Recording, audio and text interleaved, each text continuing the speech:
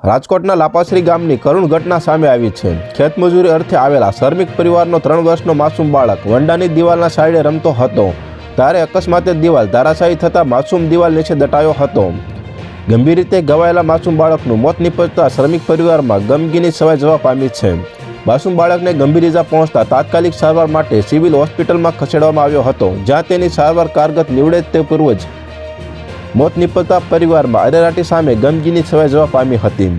આ અંગે civil hospital police ચોકીના સ્ટાફે આજીડેમ પોલીસને જાણ કરતા આજીડેમ પોલીસ મથકનો સ્ટાફ તાત્કાલિક સિવિલ હોસ્પિટલ ખાતે દોડી ગયો હતો। પ્રાથમિક પૂછપરછમાં મૃતક અમિત નીનામાનો પરિવાર મૂળ મધ્યપ્રદેશનો વતની છે અને મૃતક અમિત નીનામા 3 બહેનોનો એક લાડકો ભાઈ હોવાનું જાણવા મળ્યું છે। આ બનાવ અંગે આજીડેમ પોલીસે નોંધ કરી વધુ તપાસ હાથ ધરી છે। તો હાલ અત્યાર માટે આટલું જ મિત્રો, ફરી મળીએ નવી અપડેટ સાથે। તે પહેલાં વિડીયોને લાઇક કરી ગુજરાત ટોપ ન્યૂઝ ચેનલને સબસ્ક્રાઇબ કરી દેજો અને પાસે આવેલું બેલ આઇકન પણ દબાવી દેજો, જેથી તમને નવી ખબરો મળતી રહે।